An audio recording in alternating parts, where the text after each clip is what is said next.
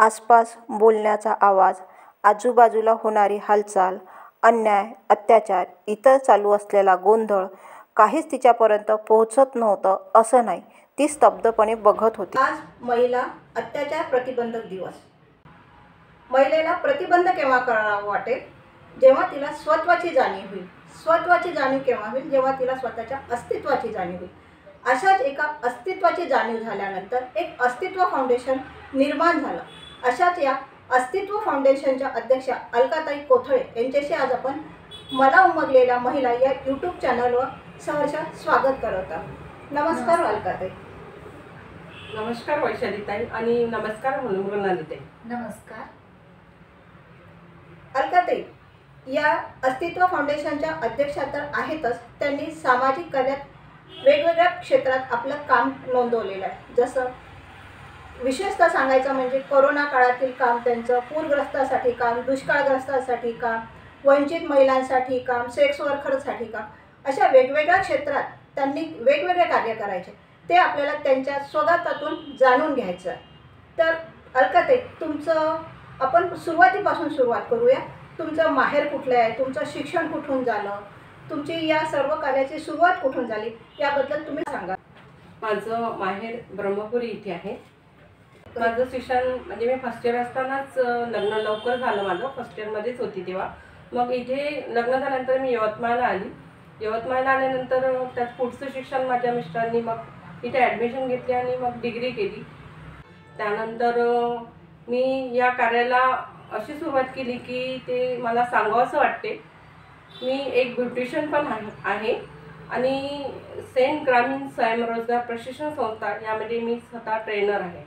तिथे तळागाळातील मुली म्हणजे जिल्हा लेवलवरून तर तहसील तालुका लेवलच्या किंवा खेड्यापाड्यातल्या मुली यायच्या आणि त्यांची परिस्थिती इतकी बिकट राहायची की त्यांच्या असं लक्षात आलं की खरंच महिला आणि मुली किती म्हणजे त्यांना अडचणी आहे की घरातूनच त्यांच्यावर अत्याचार व्हावा.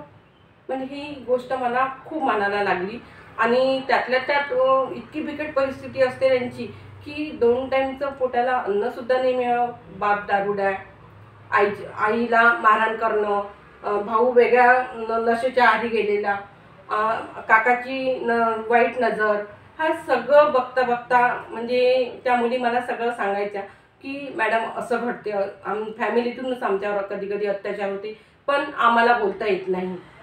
तर हे सगळे प्रश्न आणि त्यांची ती परिस्थिती बघता मला असं जाणवलं खरंच समाजासाठी काहीतरी करायला हवं, समाजाचं देणं लागते. त्या अनुषंगाने मी खूप विचार केला आणि हे सगळे विचार मला स्वस्थ बसू देत नव्हते. कुठेतरी मला ते तळागाळातील महिलांसाठी काहीतरी करायचं आहे. आपण फुलाची पाकळी समाजासाठी द्यावी किंवा त्या अनुषंगाने कार्य करावं असं मला वाटत होतं. आणि यांचे सगळं दिवसभरात मी सकाळी 11 पासून तर 5 पर्यंत त्या मुलींसोबत राहायची आणि दिवसभरात वेगवेगळ्या मुलींचं सगळं ऐकून मला ते सहन होत नव्हतं. घरी आल्यानंतर कधी कधी जेवायची इच्छा नाही राहायची की काय की आपण एवढं सुखी आहोत. म्हणजे मला अक्षरशः गैरवरून येत आहे, कारण हे फाउंडेशन मी उभारलं तर खूप विचारपूर्वक उभारलेलं आहे आणि जेव्हा फाउंडेशन उभारलं तर मला सक्षमपणे उभं राहायचं होतं. तर त्या अनुषंगाने मी सर्वात आधी तर 1 वर्ष लागलं मला हे विचार करायला, फाउंडेशन उभारायला की कुठली लेडी हवी फाउंडेशनमध्ये आणि कुठल्या कॅटेगरीची, कुठल्या घराण्यातली, हा सगळा विचार केला. कारण समाजापुढे आपण जेव्हा उभं राहतो तर सर्व प्रश्न आपल्यावर अवलंबून असतो की कसं कार्य करायचं आणि काय करायचं आहे किंवा या फाउंडेशनला कुठल्या महिला जॉईन झालेल्या आहे. सर्वात आधी तर मला तळागाळातील म्हणजे असे जे वंचित घटक आहे त्यांच्यासाठी काम करायचं होतं. त्यामुळे मला अशा महिला हव्या होत्या की ती व्यावसायिक हवी, डॉक्टर हवी, वकील हवी, शेतकरी हवी, सोशल कामाची आवड हवी, असे सगळे ऑलराऊंडर मला महिला हव्या होत्या. आणि त्यातल्या त्यात त्यांना कुठलंही की आपल्याला यातून काही मिळेल याची अपेक्षा न करणाऱ्या महिला हव्या होत्या. त्या अनुषंगाने कोण येणार मीटिंगला वगैरे, त्या अनुषंगाने मी ते विचार केला. तर 30 महिलांना फोन केले. त्यातून मला पहिल्या त्याचा रिझल्ट मिळाला. 28 महिला मीटिंगला आल्या होत्या मग त्यांना मी पूर्ण विचार सांगितले की काय करायचं आपल्याला, काय नाही. महिलांसाठी अनाज बँक उत्पन्न करायची आहे, किंवा कारागृहातील ज्या महिला असेल, किंवा जे समाजातील जो वंचित घटक असेल की त्यांच्याकडे समाज हीन भावनेने बघतो किंवा त्यांच्याकडे दुर्लक्ष करतो आणि जाऊ द्या ह्या अशाच आहे, अशा सगळ्या यांच्यासाठी आपल्याला कार्य करायचं आहे, तर मला तुमची साथ हवी. तर त्या म्हणाला, अलका तुझे सगळे विचार खूप छान आहे, आम्हालाही आवडेल, तर आम्ही तुझ्यासोबत काम करायला. तर मग हे सगळं केल्यानंतर आम्ही एक नाव ठरवलं सगळे मिळून आणि या अस्तित्व फाउंडेशनची निर्मिती केली. हे कुठल्या वर्षीची घटना? ही 2016 मध्ये आम्ही सुरुवात केली.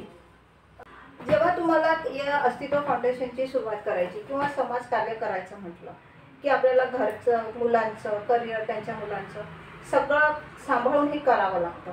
ही कसरत तुम्ही कसं हाताळलं?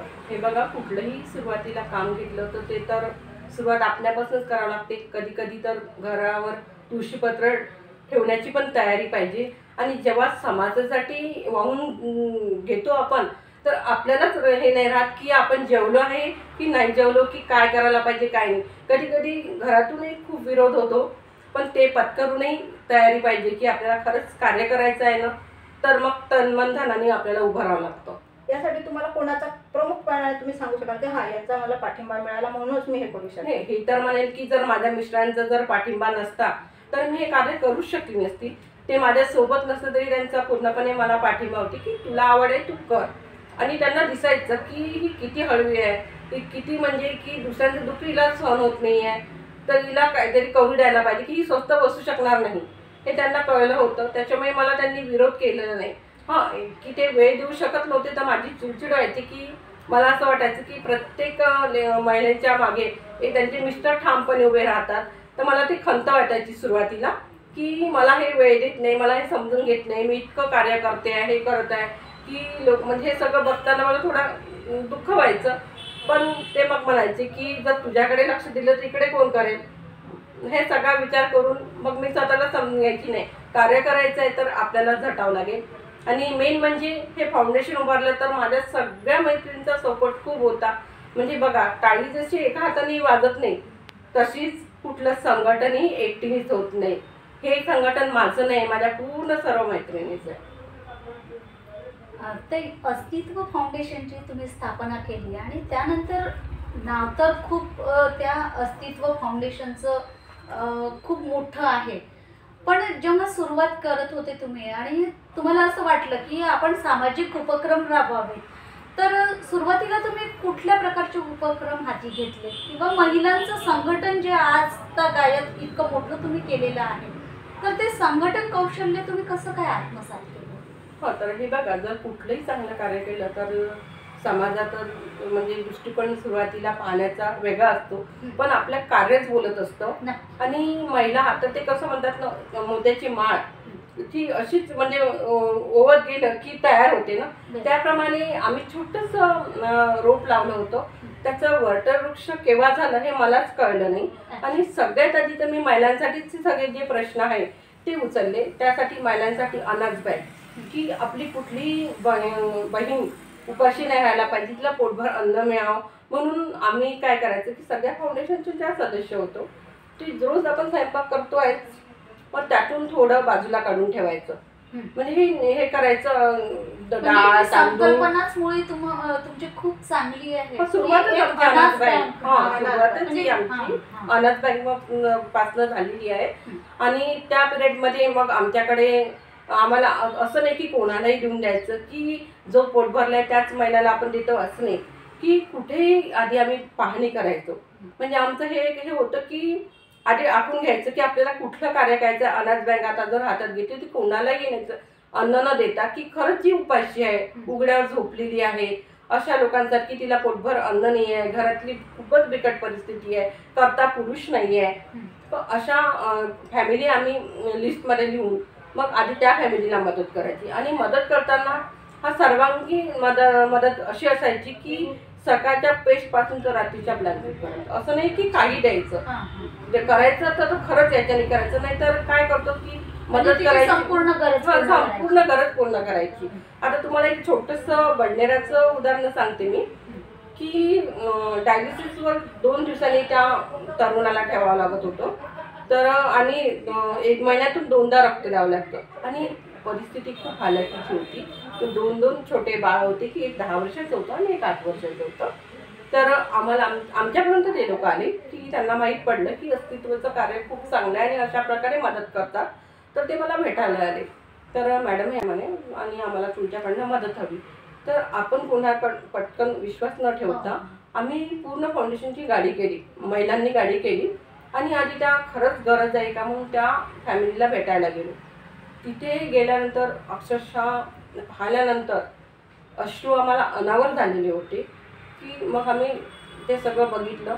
त्यांना आश्वासन दिलं की आम्ही तुम्हाला 8 दिवसात जी काही व्यवस्था करायची आहे ती व्यवस्था करून देऊ आणि लगेच 8 दिवसानंतर जेवढं पाहिजे 6 महिने पुरेल.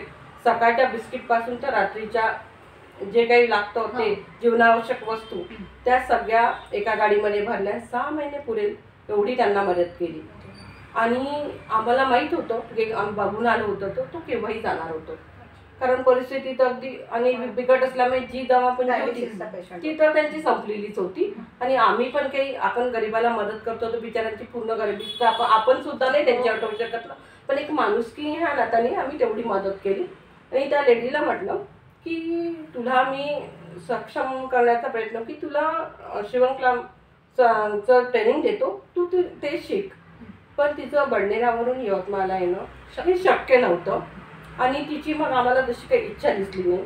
तर मग आम्ही तिने सोडून दिलं. आम्ही तेवढी 6 महिने पुरेल एवढी मदत केली आणि पैसे कोणाच्या हातात देण्यापेक्षा जर सक्षमपणे तिला उभं केलं तर केव्हाही चांगलं ना.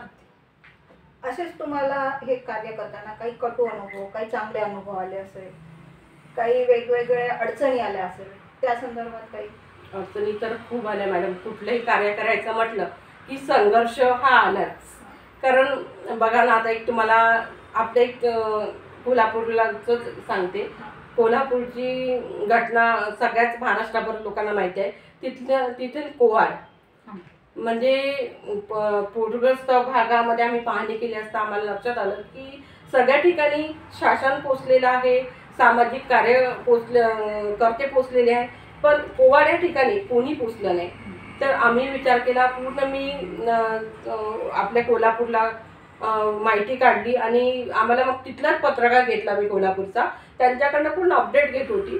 तर मॅडम सगळीकडे तर पोचल्या पण यावेळी कोणी पोचलं नाही. ही लास्ट कर्नाटक बॉर्डर आहे, तर तुम्ही इथे मदत करू शकता का. मग त्यांच्याकडनं ते फॅमिलीचा आकडा घेतला. तर ठीक आहे. मग पहिली होती त्या ताटवाटीपासनं तर सकाळच्यापासनं तेच साडी, ब्लँकेट, जीवनावश्यक वस्तू, भांडी सगळं हे करून 25 कुटुंबाची तयारी केली आम्ही.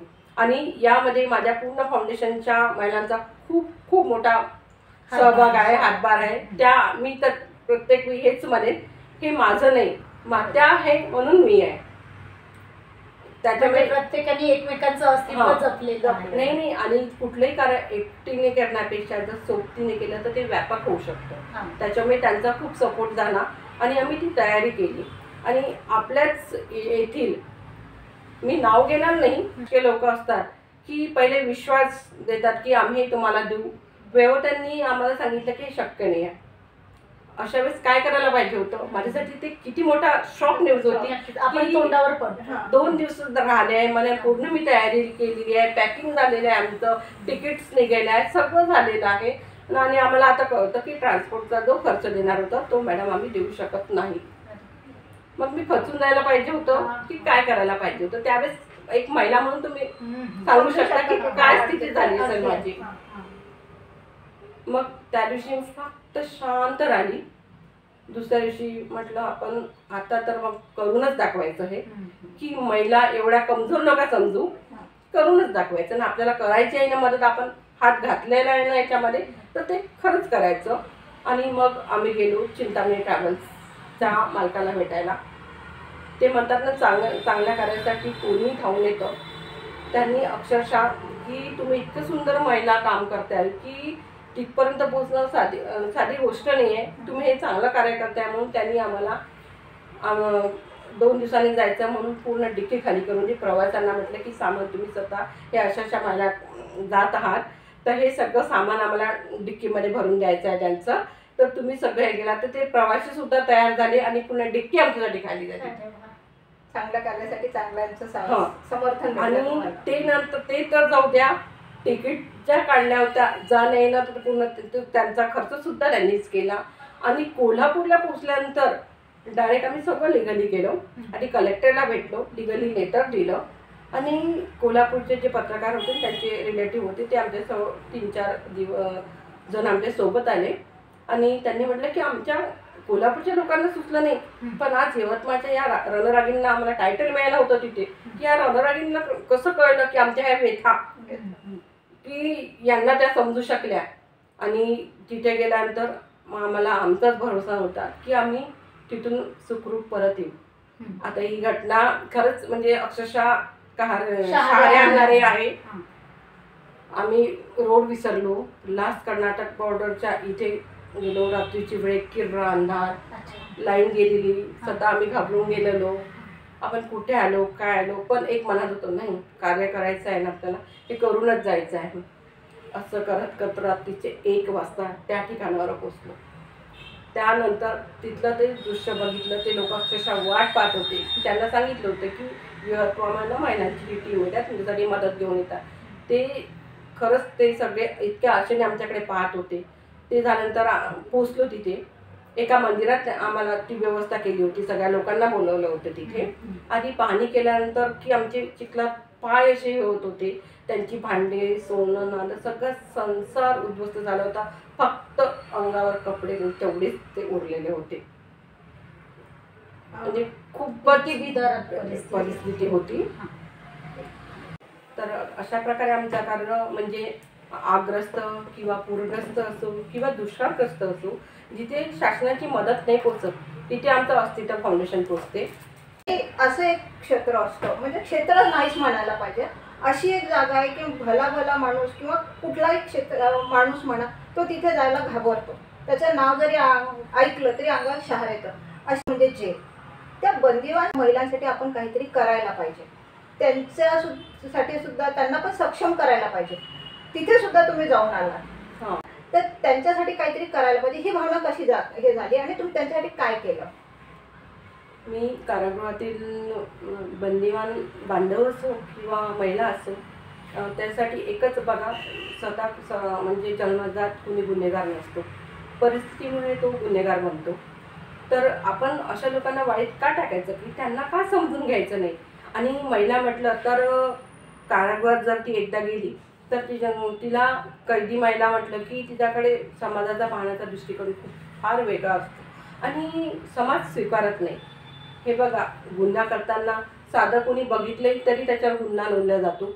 असे बरेच घटना असतात आणि पूर्ण कुटुंब हे होऊन जातो, उद्ध्वस्त होऊन जातो. मुलं बाळ नवरा वगैरे सगळं उद्ध्वस्त होऊन जातो. अशाच मला वाटलं की महिला असो किंवा आपण कार्य केलं पाहिजे. तर सर्वात आधी तर अधीक्षक मॅडमचं खूप खूप धन्यवाद देते. सकारात्मक दृष्टिकोन असल्यामुळे मी कारागृहात कार्य करू शकली. तर मी कारागृहात कीर्तिताई चिंतामणींचं आवर्जून नाव घेईल, त्यांचा सपोर्ट होता. तर मी त्यांना भेटायला गेली की कीर्तिताई म्हटलं की मला अशा पद्धतीने कार्य करायचं आहे, तर तुमचा सपोर्ट व्हा. तर त्यामुळे चांगलं कार्य आहे आणि तुम्ही करतात आणि तुम्ही सगळा रिस्क घेतात, हे खूप मोठी गोष्ट आहे म्हणे. मग त्या महिलांसाठी असं की आज सुद्धा त्याची नोंद होते, सगळेजण म्हणतात काय म्हणून. शिवणकाम, ब्युटी पार्लर, योगा, ध्यान, मेडिटेशन, मार्गदर्शन शिबिर किंवा यामुळे त्यांचा सकारात्मक दृष्टिकोन बदलेल या अनुषंगाने पण आम्ही प्रयत्न केले. आणि हे जे सगळे ट्रेनिंग दिले तर यामध्ये लामासा असो किंवा आपला बांधणी असो किंवा वेगवेगळे जे आवश्यक आहे, जे व्यवसाय त्या सुरू करू शकतात, कारागृहातून निघाल्या सक्षमपणे त्या बाहेर पडू शकेल अशा अनुषंगाने आम्ही तिथे प्रशिक्षण दिले. मशीन उपलब्ध करून दिली, सगळ्या गोष्टी आम्ही तिथे उपलब्ध करून दिल्या आणि 1-1 महिना आम्ही ट्रेनिंग द्यायचो त्यांना. आणि प्रशिक्षणाचा सकारात्मक परिणाम त्या बंदी असलेल्या महिलांना कशा प्रकारे दिलासा देऊन दिला?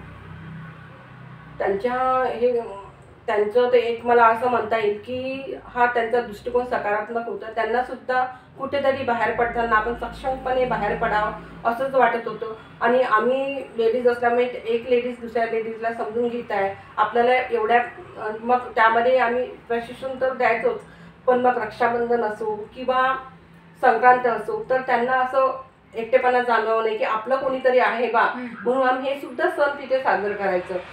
रक्षाबंधन कैदी बांधवांना राखी तिथे बांधवायचं, महिलांसाठी संक्रांतीचा कार्यक्रमाचं आयोजन करायचं. आणि हे शिकत असताना त्या इतक्या खेळीमेळीच्या वातावरणात ते शिकत होत्या की आम्हाला जाणवायचं की या खरंच सक्षमपणे बाहेर पडू शकतात. आपण त्यांच्यासाठी सकारात्मक दृष्टिकोनातून काय चांगल्या पद्धतीनं करू शकू आणि त्यांना स्वतःच्या पायावर त्यांचं जीवनमान कसं उंचावण्याचा प्रयत्न करू, तर हा सर्व प्रयत्न आपण आपल्या फाउंडेशनच्या माध्यमातून केला. नक्की हे असे सर्व कार्य करत असतानाच जेव्हा तुम्हाला म्हणजे काही महिलांसाठी आणखी काही करायची इच्छा होते, कोरोना काळात तुम्ही बरंच काम केलं. आता जेव्हा आपला यवतमाळ जिल्हा म्हणजे हा आपला टेकडीवरचा जिल्हा, दुष्काळग्रस्त, पाण्यासाठी दुष्काळग्रस्त जिल्हा, इकडे इतका पाऊस पडूच शकत नाही, यवतमाळला पूर येऊच शकत नाही, ही आजपर्यंत आपली भावना होती. पण यावर्षी निसर्गाने आपल्याला तो पण आपला भ्रम मोडीत काढून इथे सुद्धा पूर आला. या पूरग्रस्तांसाठी पण तुम्ही बरंच काही केलं, तर त्या संदर्भात आता पूरग्रस्तामध्ये आपला तुम्हाला ही आताचीच घटना माहिती आहे की यवतमाळ जिल्ह्यात पण अहंकार माजलेला होता आणि सर्व पूर्ण जिल्हा पाण्याखाली होता. त्या याच्यात शासनाची पण मदत पाहिजे तेव्हा पुरत तिथे पोचली जात नव्हती. अशा वेळेस आम्ही नवखेडे हे केले. नवखेड्यात प्रॉपर आम्ही कोणाच्या हाती ते दिलं नाही, पण त्यांचा सकाळच्या पेजपासून म्हणजे तेच आम्ही जी मदत करतो ती परिपूर्ण करतो की द्यायचं म्हणून द्यायचं हे नसतो की परिपूर्ण त्यांना मदत करतो. पण तेव्हा उन्हाळा पण होता, परिस्थिती तर आता बिकट झाली होती, सगळं काही नाही, अंगावरचे कपडे उरलेले होते. मग अशा वेळेस तर आम्ही त्यांना कपडे, जीवनावश्यक वस्तू, भांडी, त्यातल्या त्यात आंबे, यावर्षी त्यांना रस खायला मिळणार नाही म्हणून प्रत्येकीच्या किटमध्ये 2-2 किलो आंबेसुद्धा टाकले. म्हणजे हा अगदी सर्वांगीण विचार करून आम्ही जिथे उतरायचं तर तिथे परिपूर्ण उतरायचं.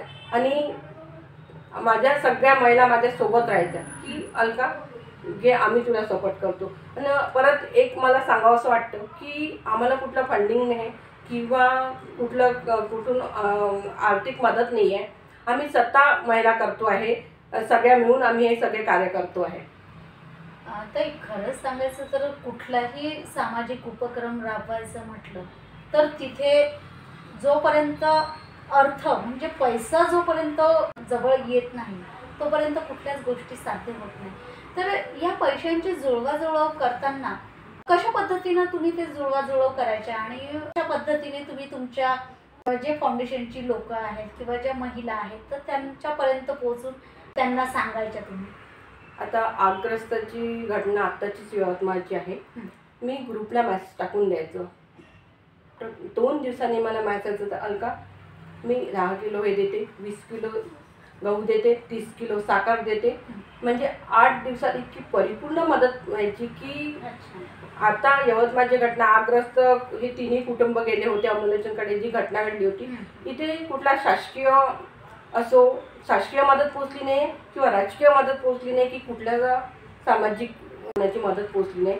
सर्वात आधी आमची मदत तिथे अस्तित्वाची पोचली. आम्ही सर्व पाणी केल्यानंतर हे लक्षात आलं की छोटं बाळ होतं, त्यांना सगळं घर उद्ध्वस्त आलं होतं. केला नाही, नवरा काय म्हणेल काय, मी सांगते ना, हे कार्य करताना मी स्वतः ठरवून जाते की मलाच कळत नाही मी काय करते म्हणून. म्हणजे मला कोणाच्या वेदनाच सहन होत नाही आणि कोणाचं मी दुःखच पाहू शकत नाही. सुरुवात मी माझ्याकडनं कधी, माझ्याकडे जेवढ्या 30-40 प्लेटा होत्या, मोठ्या ग्लास होते, ते आधी पोचवले, सोफा पोचवला तिथे, नंतर ग्रुपला टाकलं की आपल्याला हे असं इथे मदत करायची आहे. आज आपण जवळपास 50-60 हजाराची त्यांनी मदत केली आहे की मिक्सरपासून, डब्यापासून, रॅकेटपासून तर जीवनावश्यक वस्तूपासून, ब्लँकेटपासून परिपूर्ण त्यांना मदत केलेली आहे. आता ते सक्षमपणे उभे आहे. अशाच काही आठवणी तुमच्या कोरोना काळ आपला फार कठीण गेला, जेव्हा आपण शेजाऱ्याला आपण म्हणजे रोज आपला जो जीवाभावाचा असतो त्याला सुद्धा टाळायला आपण मागे पुढे पाहत होतो. अशाही काळात तुम्ही घराबाहेर पडलाय, प्रत्येक ठिकाणी आपली मदत पोहोचवली. तर यातल्या काही आठवणी कोरोना काळातल्या? यातलं तर पहिली गोष्ट म्हणजे कोरोना हा किती बिकट परिस्थिती हे आपल्या सर्वांनाच माहिती आहे की लोक स्वतः जवळ येऊन बोलायला तयार नव्हते. पण एकच विचार केला, आज नाही उद्या आपल्याला जायचंच आहे. मग चांगलं कार्य का करून नाही जायचं? पण हा विचार केला नाही की मला काय होईल. मदत फक्त एकच दिसत होतं की काय परिस्थिती असेल त्यांच्यावर. मग तेव्हा सुद्धा आम्ही पूर्ण अशा किट तयार केल्या आणि माझं फाउंडेशन खूप मोठं असल्यामुळे 5 महिला इथे, 5 महिला त्या खेड्यात, 5 महिला त्या खेड्यात असं आम्ही सगळं विभाजन करून टाकलं. 9 खेड्यामध्ये प्रत्येक महिला पोचली. जवळजवळ आम्ही 9 खेडे केले, त्याला परिपूर्ण मदत केली. आणि हा विचार केला की हे भाजीपाला सुद्धा घेऊ शकत नाही, तर त्यात कडधान्य सुद्धा आवर्जून टाकले.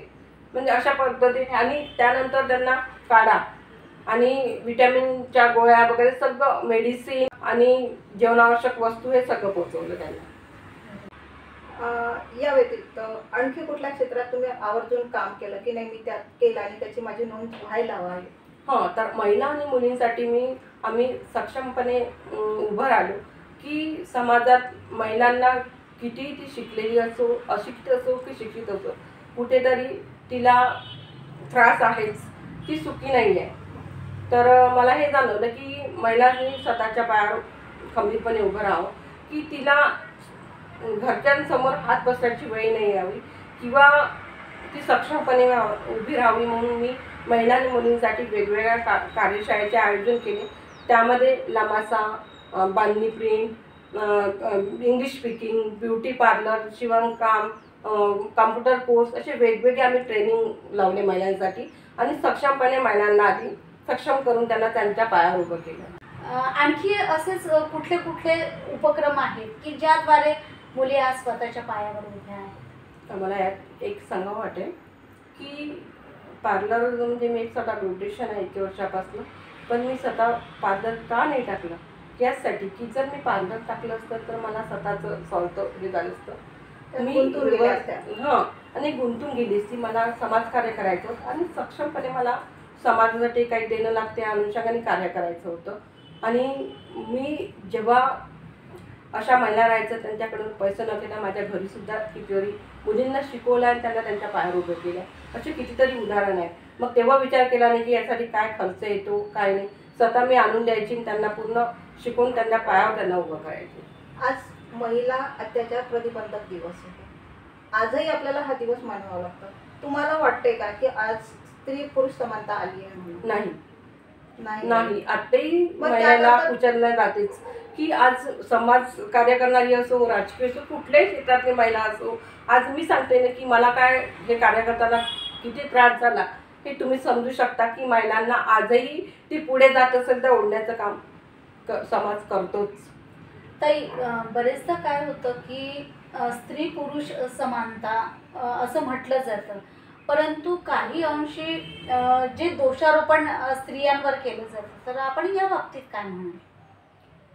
कारण एक स्त्री म्हणून आणि बऱ्याचदा तुमचा संपर्क हा जास्तीत जास्त स्त्रियांशी मुलींशी आलेला आहे, तर काय आजही अशा घटना घडतात आहेत? मला एक असं जाणवलं की महिला सक्षमपणे बाहेर पडली तो पण गुन्हाच आहे. म्हणजे एक तर मी गुन्हाच म्हणेन, कारण ती म्हणजे समाजात बाहेर पडली की लोकांचा पाहण्याचा दृष्टिकोन पहिले बदलतो. मग ते समाजकार्य असो किंवा राजकारण असो की इतर कुठलंही कार्य असो, की महिलांकडे पाहण्याचा दृष्टिकोन आजही बदललेला नाही आहे. महिला ही दुय्यमच समजल्या जाते आणि आजही ती दुय्यमच समजल्या जाते. ती पुढे जात असेल तर कुठल्याही क्षेत्रात असो तिला त्रास आहेच. आज आता आमचं सामाजिकच कार्य आहे, पण आम्हालाही पदोपदी खूप त्रास झालेला आहे कार्य करताना. हे स्त्री पुरुष समानता तुम्ही म्हणता की आजही नाही झाली, मग त्याकरता आजच्या नवीन मुलींनी स्वतःला शारीरिक, मानसिक कशा पद्धतीने स्वतःला तयार करायला पाहिजे असं तुम्हाला वाटतं? मला तर एकच म्हणावं सांगेल मुलींना किंवा महिलांना की त्यांनी सक्षमपणे संरक्षणाचे धडे किंवा कुठले कायदे नियम सगळं ऑलराऊंडर असायला हवी, की कुठेच ती मागे नाही राहायला पाहिजे. शिक्षणाचं असो की इतर कुठल्या गोष्टीमध्ये असो, की तिने इतकं सक्षम व्हायला पाहिजे की मागे वळून पाहायचं काम पडलं नाही पाहिजे किंवा तिने आईवडिलांच्या भरोशावर किंवा नवऱ्याच्या भरोशावर नाहीच राहायला पाहिजे. माझं तरी असं मत आहे की तिने सक्षमपणे आणि- उभं राहावं. माझा तो अवतार या सगळ्या गोष्टी खूप आवश्यक आहे आणि आपल्याला विचारपूर्वकच पाऊल टाकावं लागतं महिलांना.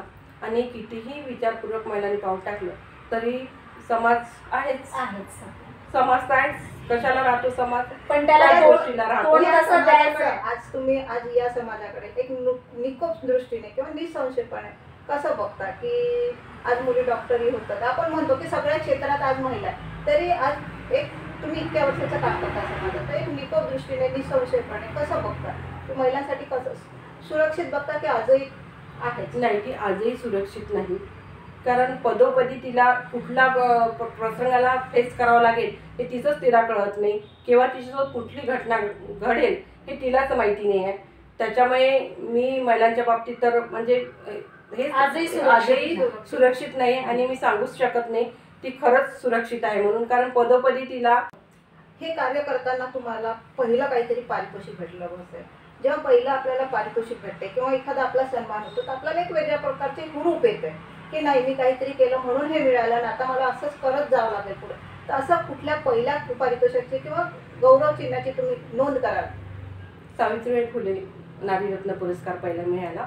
पण आपल्याला जेव्हा पुरस्कार मिळतो तर समाजाचं काय आपल्याकडे पाहण्याचं दृष्टिकोन बदलतो आणि त्यांना वाटते की नाही, अलकाताईंनी याच्याहून चांगलं कार्य केलं पाहिजे, जबाबदारी अपेक्षा वाटतात. कारण हेच तुम्हाला मी सांगेन की उस्मानाबादमधलं असो किंवा आम्ही जे दरवर्षी मल्टी कॅम्प लावतो महिलांसाठी आणि जो स्लम एरिया आहे त्यामध्ये मल्टी कॅम्प दरवर्षी घेतो आणि कारागृहात सुद्धा घेतो मल्टी कॅम्प. 15-15, 16 तज्ज्ञ डॉक्टर बोलावतो आणि त्यांचं चेकअप झाल्यानंतर मेडिसिन वगैरे सगळं फ्रीमध्ये आम्ही ते अवेलेबल करून देतो. आणि स्लम एरियात जर कॅम्प लावल्यानंतर त्यांची परिस्थिती नाही राहत तर मग त्यांना कार्ड दिला जातो आणि मग त्यांची व्यवस्थित तिथे पाहणी करून परत मेडिसिन देऊन त्यांची तपासणी केली जाते. बरं, आता या पुढे आता आजपर्यंत तुम्ही भरपूर आहे, आता पुढे तुमचे उद्दिष्ट काय किंवा पुढे ध्येय काय आहेत आता की आम्हाला अस्तित्व फाउंडेशन थ्रू ही कामं करायची आहेत? अजून माझं तर खूप मोठं विजन आहे मॅडम. मला तर इंटरनॅशनल लेवलवर अस्तित्व न्यायचं होतं आणि हे माझं स्वप्न आहे मॅडम. कुठेतरी मला ही अपेक्षा आहे की आम्हाला सगळ्यांनी लोकांनी सहकार्य करावं. कारण आम्ही कुठेतरी कमी पडतो आहे आणि सतत घरातून आपण एवढा पैसा नाही लावू शकत. नक्कीच नाही लावू शकत, शिवाय आपण नाही करू शकत. कारण कुठेतरी आता आम्हाला खूप कार्य करायचं आहे. मला खूप मोठे मोठे महिला आणि महिलांसाठी आणि मुलींसाठी खूप मोठे सेंटर उभे करायचे आहे की त्या एका सेंटरमध्ये आल्या की सगळे प्रशिक्षण मला देता आले पाहिजे. त्याच्यामुळे आमच्याला जागा आणि पैसा खूप आवश्यक आहे. तर आम्ही कुठेतरी कमी पडतो असं मला पदोपदी जाणवत आहे मॅडम. ते ताई, तुम्हाला आजवर मिळालेले ज्या पुरस्कार आहे, ज्या पुरस्कारांची यादी आहे, तर त्यामध्ये कुठले कुठले पुरस्कार तुम्हाला आजपर्यंत मिळाले मॅडम आहे? मलाच नाही आठवत की मला कुठले कुठले पुरस्कार मिळाले. पण तरी जे काही आहेत तर ते कोणते कोणते आहेत? रोटरी उत्कृष्ट सेवा पुरस्कार मिळालेला आहे. जिजाऊ ब्रिगेडकडनं पण पुरस्कार मिळाले आहे. परत नारीरत्न पुरस्कार मिळाला आहे. बेस्ट सामाजिक कार्यकर्ता म्हणून पुरस्कार मिळाले. असे विविध पुरस्कार आहे आणि यवतमाळ जिल्ह्या लेवलवर तर भरपूर मिळालेले आहे. त्याच्यामुळे त्याची नोंद पण ठेवलेली नाही. वसुंधरा फाउंडेशनचा पण मिळालेला आहे. तो कळी उमलताना हा उपक्रम तुमच्या अस्तित्व फाउंडेशनकडनं तुम्ही राबवला आणि तो अतिशय म्हणजे संघर्षमय आणि वेदनादायी तो उपक्रम होता. तर या उपक्रमाबद्दल आम्हाला सांगा. हां, कळी उमलताना म्हणजे वयाच्या मुली येतात तर त्यांना कळत नाही की आपल्यासोबत काय होत आहे. मानसिक बदल, पूर्ण सगळे बदल होत राहतात, शारीरिक मानसिक बदल, आणि त्यांनाच कळत नाही की काय होते आणि वेगळ्या फिलिंग्स वगैरे. आणि या वयात आई वडील तर नाही पण आई सुद्धा सांगू शकत नाही. त्या कळी उमलत्या बाबतीत मी तुम्हाला हेच सांगेन की खरं म्हणजे आपण हे चुकतोय की खरं म्हणजे कुटुंबातूनच ही माहिती दिली गेली पाहिजे की या वयानुसार आपलं काय काय होणार आहे काय नाही. मग परिपूर्ण माहिती मला वाटते आईनेच द्यायला पाहिजे. आई किंवा मैत्रिणींनी सांगायला पाहिजे. पण याची कल्पना त्यांना देत नसल्यामुळे त्यांना अनेक प्रश्न पडतात मुलींना की हे काय घडत आहे. पण त्या ह्याच्यामध्ये त्या इतक्या डिस्टर्ब होऊन जातात. कधी कधी त्या डिस्टर्ब इतक्या होतात की त्यातून त्या बाहेर निघत नाही. यासाठी किंवा वाम मार्गाला सुद्धा लागतात या. आणि अत्याचारचे प्रमाण याचमुळे वाढतात. त्यांना कळत नाही की काय घडत आहे. परत त्यांना गुड टच बॅड टच हे सुद्धा, किंवा कोणावरही विश्वास न ठेवता समाजात पाऊल हे करायला पाहिजे की समाजात आपण वावरताना या सगळ्या गोष्टीची त्यांनी जाणीव ठेवायला पाहिजे. अच्छा, म्हणजे अतिशय संवेदनशील असणारा विषय तुम्ही अगदी तडजोडीने म्हणा किंवा कुटुंबांसमवेत बोलून हा विषय सहजतेने हाताळला. तुमचे बरेचसे असे विषय आहेत की कुठले कुठले हाताळा आणि कुठले कुठले सुट्टी याबाबत मीच संशय आहे. पण तरीसुद्धा एक विषय राहिलाच जो मला आवर्जून विचारावा वाटेल, पाणी फाउंडेशनचा. तर पाणी फाउंडेशनसाठी अस्तित्व फाउंडेशननी काय काय केलं ते? पाणी फाउंडेशनचं तर सर्वात आधी तर मी असं सांगेन की सगळे सामाजिक जे फाउंडेशन आहे ते काम करत आहेत. अस्तित्व फाउंडेशन का करत नाही आहे? तर मी सुचित्राताई पाटेकर शिक्षणाधिकारी ज्या होत्या त्यांनाच खूप मोठा प्रश्न पडला. स्वतः मला त्यांचा फोन आला, का ताई तुम्हाला हे गाव घ्यायचं आहे आणि तुम्ही कुठेच दिसल्या नाही, तर तुम्ही का मागे या? एवढं सगळं सामाजिक कार्य करतात, सगळ्याच्या तुमचा ठसा मोल आहे. तर हे पांढरी गाव की आम्ही सगळे अधिकारी गेलो आहे पण आम्ही पांढरी गाव डेव्हलप करू शकलो नाही, तर हे गाव तुम्हाला घ्यायचं आहे. आणि त्या म्हणाल्या की अलकाताई हे गाव तुम्हीच डेव्हलप करू शकता, म्हणून त्यांनी मला पांढरी गाव माझ्या हातामध्ये दिलं. तर सर्वात आधी तर मी पांढरी गावात गेली. त्याच्या आम्ही सगळ्या फाउंडेशनची टीम पाहणी केल्यानंतर ते लोकांनी आम्हाला पायच ठेवू दिला नाही. म्हणजे खरंच ज्या ताई सांगत होत्या ते अगदी खरं होतं की ते लोक मेंटॅलिटीच नाही आहे की काही ऐकून घेतील किंवा कुठले काही सुधारणा होईल. पण हे असं करता करता एकदा नाही, दोनदा नाही, तीनदा नाही, रात्री काय जात होतो पण आम्ही पिक्चर सोडला नाही. त्यानंतर मेंटॅलिटी बदलवली, मानसिकता बदलवून रात्री मिटिंग घेऊन त्यांची गावकऱ्यांची मानसिकता बदलवली आणि मग ते तयार झाले. तर मग सुरुवात त्यांना कशी करायची, त्यांची तो घमेले पावडे नव्हते. तर आम्ही मग विचार केला, आम्ही तर माहिती आहे मग उतरलो तर सगळ्याच वस्तूंशी उतरतो, तयारीनिशी उतरतो. मग त्यांना घमेले पावडे आम्ही घेऊन दिले आणि ते दिल्यानंतर स्वतः दुसऱ्या दिवशीपासून आम्ही सकाळी जाणं सुरू केलं. त्यांच्यासोबत श्रमदान करायला जवळजवळ 8 दिवस त्यांच्यासोबत गेलो आणि श्रमदान करत होतो सकाळी. तिथल्या गावकऱ्यांचा सहभाग कसा मिळाला? मग त्याच्यानंतर मग त्यांना पटलं की खरंच. आणि तिथे एक घटना घडली होती की पाण्याअभावी एक महिला विहिरीचं पाणी काढता म्हणजे गेली ती. त्याच्यामुळे त्यांना खूप आवश्यक होती, तिथे नाला तयार होणं खूप महत्त्वाचा होता. तर मग तिथे आम्ही ते काम चालू केलं आणि त्यांची मानसिकता बदलल्यामुळे तेच इंटरेस्टने गावकरी सगळे कामाला लागले होते आणि चांगल्या प्रकारे जे सकाळी 7 ते 10 पर्यंत ते काम करत होते. आणि अशा प्रकारे आम्ही त्यांना त्या घमेले पावडे वगैरे सगळं देऊन आम्ही त्यांच्यासोबत श्रमदान करून त्यांचा इंटरेस्ट वाढवला आणि आज सक्सेसफुली पांढरी गाव आम्ही जन्मय केला. ठीक आहे. त्यासारख्या फाउंडेशनच्या लोकांचं हे यात खूप मोठं मोलाचं योगदान आहे असंच म्हणायला काही हरकत नाही. मला तर पाणी फाउंडेशनमध्ये तर 2 पुरस्कार मिळाले आमच्या फाउंडेशनला. एक मदनभाऊ आमदार मदनभाऊ येरावार यांच्याकडनं, एक शासनाकडनं, असे 2 पुरस्कार मिळाले आहे. आणि मॅडम परत आपण जे सगळे आपल्या सण आहे ते कुठेतरी लोप पावताना दिसत आहे. तर पाठपाडवा असो किंवा राखी असो किंवा होळी असो, हे पण सुद्धा आम्ही वेगळ्या पद्धतीने साजरे करतो. आता तुम्हाला पाठपाडवाचंच उदाहरण द्यायचं म्हटलं तर आम्ही अस्तित्वच्या महिना दरवर्षी सकाळी महिन्याला ती सवय लागायला पाहिजे सकाळी उठून की तिने महाराष्ट्रीयन लुकमध्ये तयार, म्हणून तिथेसुद्धा आम्ही स्पर्धा घ्यायच्या. त्याच्यानंतर होळी, जे तळागाळातील जे वंचित घटक आहे त्यांच्यासोबत होळी साजरी करायची. त्यांना गाठी आणि गुलाल लावून मिठाई देऊन ती साजरी करायची. परत लाकूड किंवा लाकडे जाळायची नाही, म्हणून एखाद्या होळीच्या दिवशी सगळा कचरा जमा करायचा आणि तो जाळून त्याची होळी करायची आणि पर्यावरणपूरक होळी करून एक संदेश द्यायचा लोकांना आणि त्यावर एक स्पर्धा घ्यायची. स्पर्धा घेतल्यानंतर झाड सुद्धा लावायचं आणि झाडाचं महत्त्व त्यांना पटवून द्यायचं. आता वड सावित्रीला आपण सहसा वडाच्या झाडाला जातो आणि पूजा करतो, पण आम्ही तसं नाही करत. दरवर्षी वडाचं झाड लावतो आणि त्याचं पूजन करतो. म्हणजे आणि कुठेतरी पर्यावरणाला हातभार लावण्याचं काम तुम्ही. आणि स्वच्छता अभियान सुद्धा मी दरवर्षी म्हणजे राबवतोच जवळपास. आज वाघाडी नदीचा सुद्धा आमचा सहभाग आहे. कुठलंही सामाजिक कार्य असो, अस्तित्वाचा सहभाग असतोच.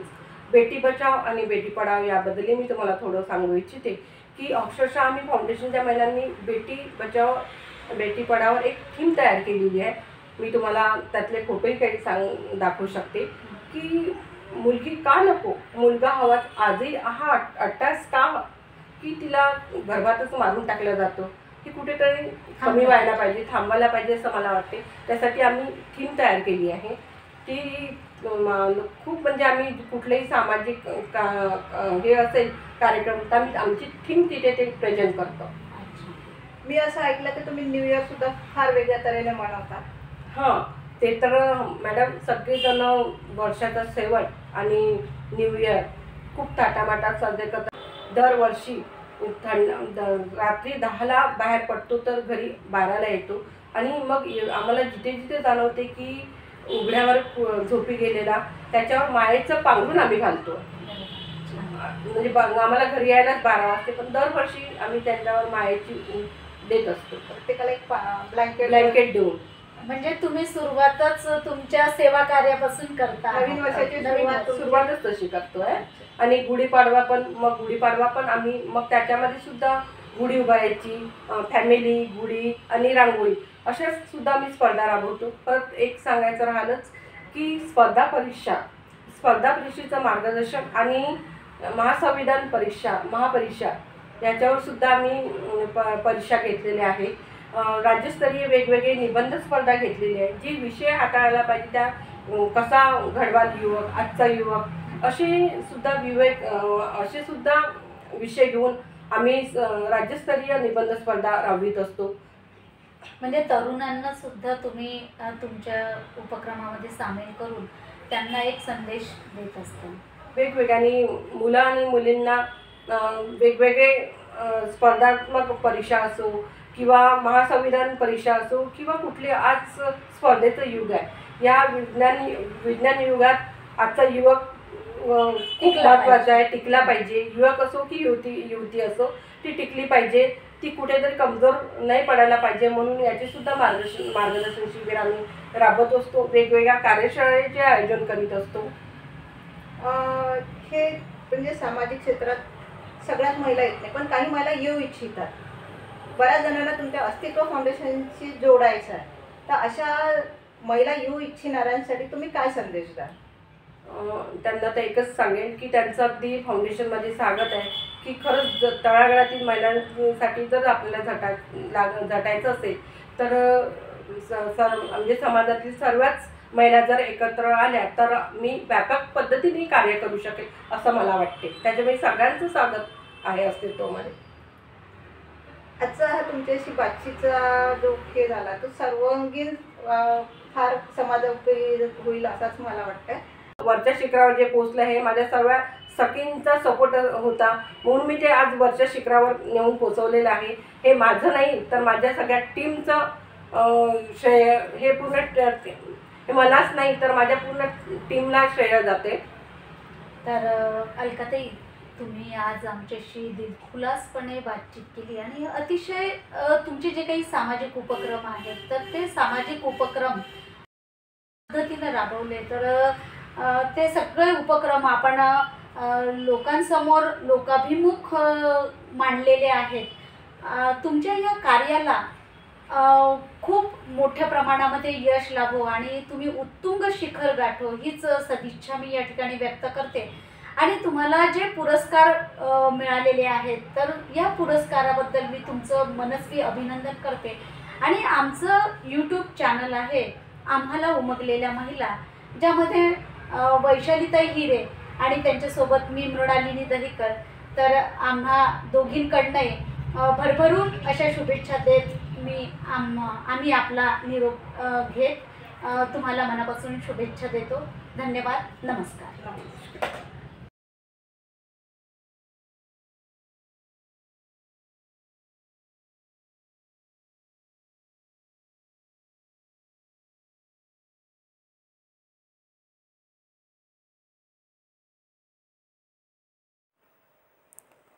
दिवस पालटत राहिले, ऋतू बदलत राहिले, डोलारा वाढत गेला, लोकांच्या अपेक्षा वाढत गेल्या. हक्काने हाक मारावे असे अस्तित्व. अपेक्षांच्या गर्दीत हरवलेल्या नात्यांचं अस्तित्व शोधणारे अस्तित्व. न बोलताच त्यांच्या हृदयातील माया कृतीतून अखंडपणे व्यक्त करणारं विशाल असं अस्तित्व.